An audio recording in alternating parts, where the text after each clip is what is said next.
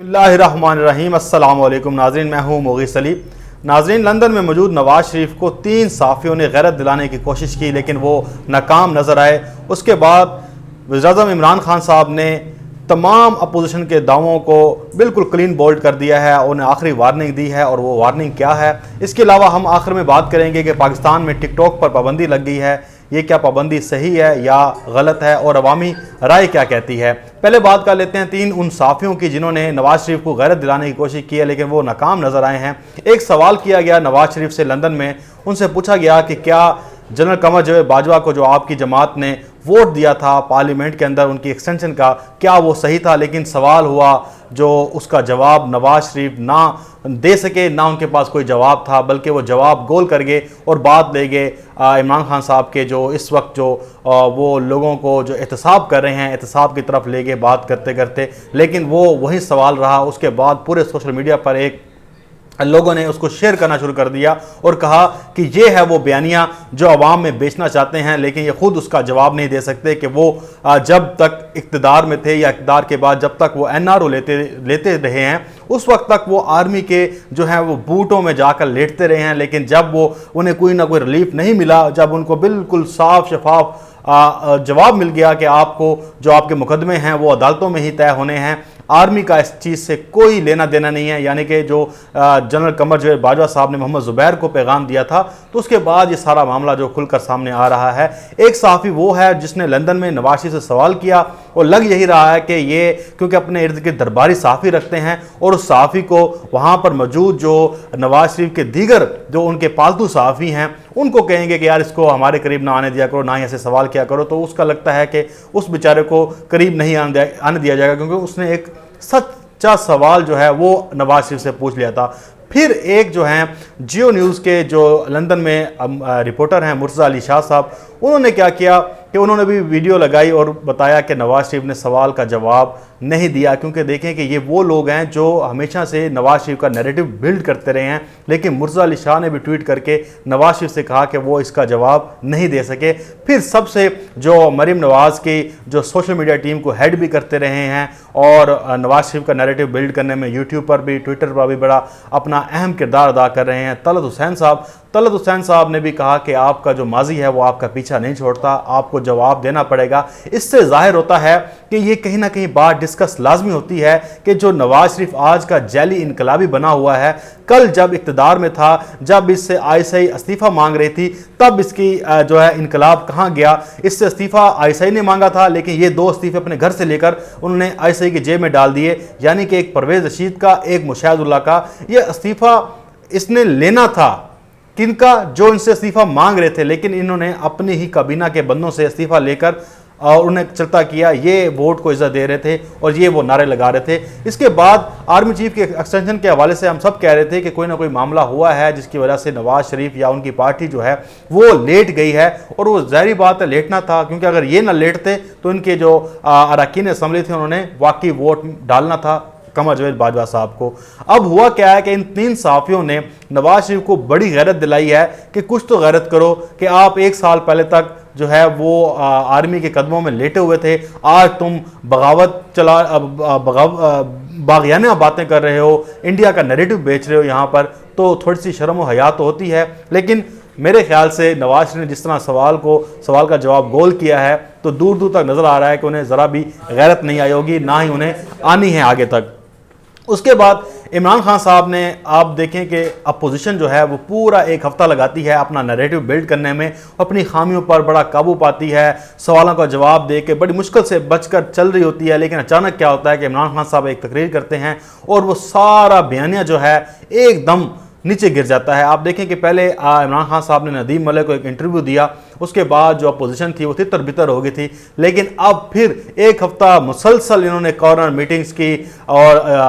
मौलाना फजल रहमान जाती उमरा में गए, मरीम नवाज़ की सरबराही में जाकर उन्होंने वहाँ पर खाना छाना भी खाया, हलवा शलवा भी खाया, और लेना देना क्या था वहाँ पर भी उनको सुबकी का सामना करना पड़ा। वहाँ पर सहाफ़ी ने जो है वो आउट ऑफ सिलेबस जो है एक सवाल पूछ लिया और कहा कि आप तो ख़वातीन की हुक्मरानी के ख़िलाफ़ रहे हैं, तो क्या आप मरीम नवाज़ को जब वज़ीर-ए-आज़म बनेंगे सपोर्ट करेंगे। तो फिर उन्होंने कहा कि ये आपका जो सवाल سوال ہے یہ فیڈڈ ہے، یعنی کہ جو ان سے صحیح سوال پوچھ لے وہ فیڈڈ سوال ہو جاتا ہے، لیکن جو ان کے اپنے حامی لوگ ان سے سوال کریں تب ان کو لگتا ہے کہ جو سوال جو کیے جا رہے ہیں وہ بالکل صحیح ہیں۔ آپ نے دیکھا ہوگا کہ مریم نواز جب اکثر پریس کانفرنس کرتی ہیں تو وہ مریم اورنگزیب کو انسٹرکشن دے رہی ہوتی ہیں کہ وہ سوال کراؤ، وہ والا سوال کراؤ، لیکن آپ کو پتہ ہے کہ آج کے دور میں کیا چیز چھپتی ہے، یہ سامنے ان کا سب کچھ جو ہے وہ آ جاتا ہے اور پتہ چل جاتا ہے کہ کس طرح سے یہ جرنلسٹ کو مینیج کرتے ہیں۔ اب عمران خان صاحب نے ایک تقریر کی ہے اور اس میں انہوں نے ایک کلیئر کٹ اور وارننگ دی ہے، اور یہ عمران خان صاحب کی دوسری وارننگ ہے۔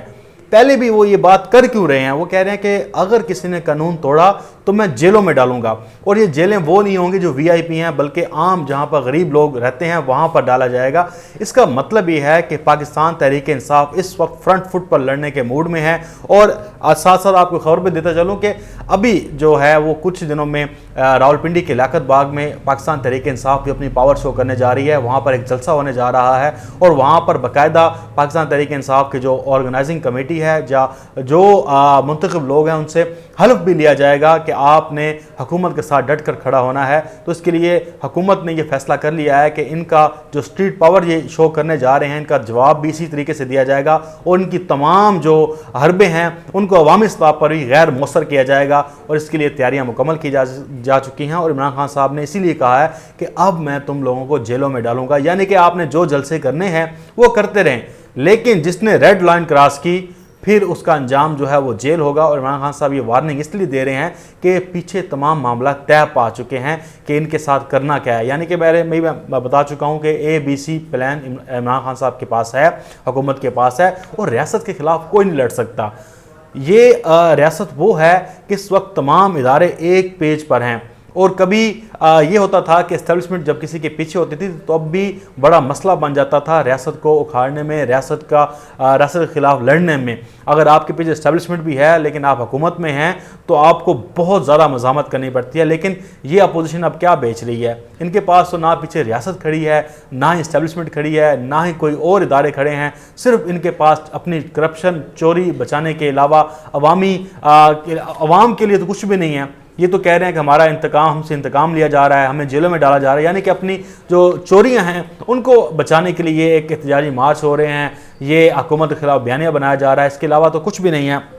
اب عمران خان صاحب نے کہا ہے انہوں نے خود کہا اپوزیشن چوری بچانے کے لیے سڑکوں پر آ رہی ہے، لیکن کوئی بھی شخص جو ہے ان کی چوری بچانے کے لیے سڑکوں پر نہیں آئے گا۔ اور آپ نے لاہور میں دیکھ لیا کہ لاہور مسلم لیگ نون کا گڑھ تھا، اور وہاں پر یہ 10 سے 15 ہزار لوگ بھی اکٹھے نہیں کر سکے، 4-5 ہزار لوگ تھے، وہ بھی ایک گلی میں اکٹھے کر کے سعد رفیق، رانا ثناء اللہ اور شہباز شریف سے اظہار یکجہتی کر رہے تھے۔ تو یہ کیا نظر آ رہا تھا؟ یہی نظر آ رہا تھا کہ ان کے پاس عوامی جو طاقت ہے وہ نہیں ہے۔ آپ دیکھیں کہ کوئٹہ میں جلسہ 12 اکتوبر کو رکھنے کے بعد پھر 15، پھر 19، پھر 22 تک پھر آگے چلتا گیا، اور بڑے معاملات جو ہیں ان کے خراب ہوتے گئے، کیونکہ ان کو پتہ تھا کہ ہم نے جو تنظیم سازی کی ہے وہ صحیح نہیں کی، نہ ہی عوام نکل رہی ہے، ہمیں مزید زور لگانا پڑے گا۔ اس لیے جلسے بھی ملتوی ہوتے رہے، اور لاہور میں جو ایک فلاپ شو تھا وہ بھی سامنے نظر آ رہا تھا۔ اس کے بعد عمران خان صاحب نے ان کے لیے بڑا ایک آج مزاحیہ گفتگو بھی بہت ساری کی، لیکن پھر انہوں نے کہا کہ یہ سارے بے روزگار سیاستدان ہیں، اور ان میں سب سے بڑا جو بے روزگار سیاستدان ہے وہ سب سے جو ان کو لیڈنگ رول کردار ادا کر رہا ہے وہ مولانا فضل الرحمان ہے۔ اور وہ کیونکہ آپ کو پتہ ہے نہ پارلیمنٹ میں ہے اور نہ ہی اسے کوئی عہدہ دیا گیا ہے، تو وہ جو ہم اکثر کہتے رہتے ہیں جو مچھلی ہے وہ پانی کے بغیر جیسے تڑپتی ہے، تو مولانا فضل الرحمان بھی اقتدار کے بغیر ایسے تڑپ رہے ہیں، اور وہ چاہتے ہیں کہ اسمبلیاں فوراً ختم ہو جائیں، نئے الیکشن کرائے جائیں اور ان کو کوئی نہ کوئی جگہ دی جائے۔ اس کے بعد انہوں نے کہا کہ سارے 2 سال عمران خان صاحب کہتے ہیں کہ 2 سال تک مل کر یہ جلسے کرتے رہیں تو ہمارے یہ ایک جلسے کا مقابلہ بھی نہیں کر سکتے۔ اور عمران خان صاحب نے چیلنج کیا ہے کہ آپ عوامی سطح پر لوگ نہیں لے کر آ سکتے، اور یہ وہ بار بار کہہ رہے ہیں، اور انہوں نے آج اس کا اظہار بھی کر دیا ہے۔ اس کے بعد آپ نے دیکھا کہ نواز شریف کو پہلے تو امام بنایا گیا سیاسی، پھر آیت اللہ خمینی صاحب کے ساتھ انہیں ملا دیا گیا۔ اب دیکھیں کہ آیت اللہ خمینی صاحب کہاں پر ان کا ایک مقام ہے، اور یہاں پر یہ چور چکر ڈاکو نواز شریف اپنے آپ کو آیت اللہ خمینی جو ہے کہلوا رہا ہے۔ یہاں تک کہ تو پہلے اپنے آپ کو امیر المومنین کہلواتا تھا، اور یہ امیر المومنین بننے کے چکروں میں تھا، لیکن آپ دیکھیں کہ اب یہ آیت اللہ خمینی کے ساتھ سے ملا رہے ہیں۔ کوئی موازنہ ہی نہیں ہے۔ اور عمران خان صاحب نے کہا کہ آیت اللہ خمینی صاحب تو پانی کے ساتھ روٹی بھی کھا لیتے تھے، یہ تو ان کے تو ہیلی کاپٹر آتے تھے، ان کو مری میں جب بیٹھے ہوتے تھے تو ان کو ہر طرح کی سوغات دینے کے لیے، تو یہاں پر یہ ہیلی کاپٹروں کے ذریعے جن کا کھانا آتا ہو وہ آیت اللہ خمینی بن سکتے ہیں۔ اس کے بعد ایک بڑی اہم ترین خبر ہے اور وہ ہے نواز شریف کے لیے بڑی بری۔ عدالت کا نواز شریف کی طلبی کے لیے اشتہارات جو ہیں وہ اخبارات میں دینے کا فیصلہ کیا ہے، اور 24 نومبر تک ان کی جو ہے وہ لاسٹ جو ہے وہ ڈیٹ دی گئی ہے، اور 30 دن کا ٹائم دیا گیا تھا نواز شریف کو۔ اس کے بعد آپ کو پتہ ہے کہ اشتہاری ہو جائیں گے، اور یہ پہلے نواز شریف جو ہیں وہ پاکستان کے وزیر اعظم ہوں گے جو اسلام آباد ہائی کورٹ سے اشتہاری قرار پائیں گے، کیونکہ کوئی ایسی انہوں نے عدالت چھوڑی نہیں ہے جہاں سے انہیں منہ کی کھانا نہ پڑے، انہیں کالک نہ ملنی پڑے۔ تو اب یہ اسلام آباد ہائی کورٹ سے بھی بہت جلد اشتہاری ہو جائیں گے۔ لانا نہ لانا وہ الگ بات ہے، لیکن جتنی ان کے ساتھ ہو رہی ہے وہ شاید ہی کسی منتخب وزیر اعظم کے ساتھ ہوئی ہو۔ منتخب تو نہیں کہہ سکتے، یہ بھی سلیکٹڈ رہے ہیں ہمیشہ کی طرح، اور اب یہ جیلی چگویرا بن رہے ہیں، انقلابی بن رہے ہیں۔ اس کے بعد جیسے میں نے شروع میں بات کی تھی کہ ٹک ٹاک پاکستان میں بند کر دی گئی ہے، اور اس وقت جو عوامی رائے ہے، میں ٹویٹر دیکھ رہا تھا، فیس بک پہ دیکھ رہا تھا، 99% جو لوگ ہیں وہ اس اقدام کو پی ٹی اے کے وہ سراہ رہے ہیں۔ انہوں نے کہا ہے کہ یہ 22 کروڑ میں سے 20 کروڑ عوام کی ترجمانی ہے، اور یہ میں نے بھی دیکھا، میں خود ٹک ٹاک میں نے اپنے موبائل میں انسٹال کی ہوئی تھی، صرف ایز ایک جرنلسٹ جو ہم سینس کرتے رہتے ہیں، دیکھتے رہتے ہیں کہ چل کیا رہا ہے، تو وہاں پر میں نے دیکھا ہے کہ واقعی ورگل قسم کی چیزیں ہو رہی ہوتی ہیں، اور بڑا ہی غلط قسم، فحش قسم کا کنٹینٹ ہوتا تھا، آپ بنائیں۔ اس کے ساتھ یہ ہوا ہے کہ جو اچھے کریٹرز تھے ان کا بھی نقصان ہوا ہے، لیکن ان کریٹرز کو چاہیے کہ اور بہت سے پلیٹ فارمز ہیں جہاں پہ آپ اچھا کنٹینٹ کریٹ کر سکتے ہیں، تو وہاں پر بھی آپ اپنی صلاحیتیں دکھا سکتے ہیں۔ ٹک ٹاک نے بلا شبہ بہت سے اچھے ہمارے کنٹینٹ کریٹر بھی کریٹ کیے ہیں، لوگوں کا ٹیلنٹ سامنے لایا ہے، لیکن اس کے ساتھ جو ہے زیادہ تعداد جو ہے ان کی آگئی جو بالکل بلو دی بیلٹ جو کنٹینٹ ہوتا ہے وہ چل رہا تھا، تو جس کی وجہ سے جو کنٹینٹ کریٹر تھے، صحیح طرح سے جو کنٹینٹ کریٹ کرتے تھے، ان کے لیے بھی نموشی کا باعث بن رہے تھے۔ لیکن اس وقت جو پی ٹی اے نے یہ اقدام کیا ہے بالکل صحیح کیا ہے۔ اگر ٹک ٹاک جو ہے وہ اپنی پالیسی پر نظر ثانی کرتا ہے تو پی ٹی اے نے بھی کہا ہے کہ ہم اس کو دوبارہ بحال کر دیں گے، تو سینسرشپ ہونی چاہیے۔ فحش مواد جو ہے غلط بلو دی برڈ، اس میں آپ دیکھیں کہ ایسے ایسے فکرے استعمال کیے جاتے ہیں کہ بندہ سن بھی نہیں سکتا، بہت خطرناک اور غلط قسم کے ہوتے ہیں۔ بہرحال آزادی ہے، لوگ اپنا اپنا موقف دے رہے ہیں، لیکن میرے خیال سے ٹک ٹاک پر اس وقت بین صحیح ہے۔ آپ ریگولیٹ کریں، چیزیں صحیح کریں، اس کے بعد آپ بالکل چلائیں، لیکن ان کے ساتھ بھی زیادتی ہوئی ہے۔ جو اچھے کریٹرز تھے، جو بالکل بہت محنت کرتے تھے اور ایک ایک ویڈیو بنانے میں وہ ایک ایک گھنٹہ لگاتے تھے، بڑا اچھا کنٹینٹ دیتے تھے، ان کے ساتھ میں بالکل اظہار یکجہتی بھی کرتا ہوں، لیکن ان کے لیے پلیٹ فارمز بہت جگہوں پر موجود ہیں۔ اب ماشاءاللہ سے وہ فیمس بھی ہو چکے ہیں، ہمارے نوجوان ہیں، بچے ہیں بالکل، اور وہ اپنی صلاحیتیں اور پلیٹ فارم پر دکھا سکتے ہیں۔ مجھے دیں اجازت، انشاءاللہ آپ سے پھر ایک نئی ویڈیو ملاقات ہوگی۔ اللہ حافظ، پاکستان زندہ باد۔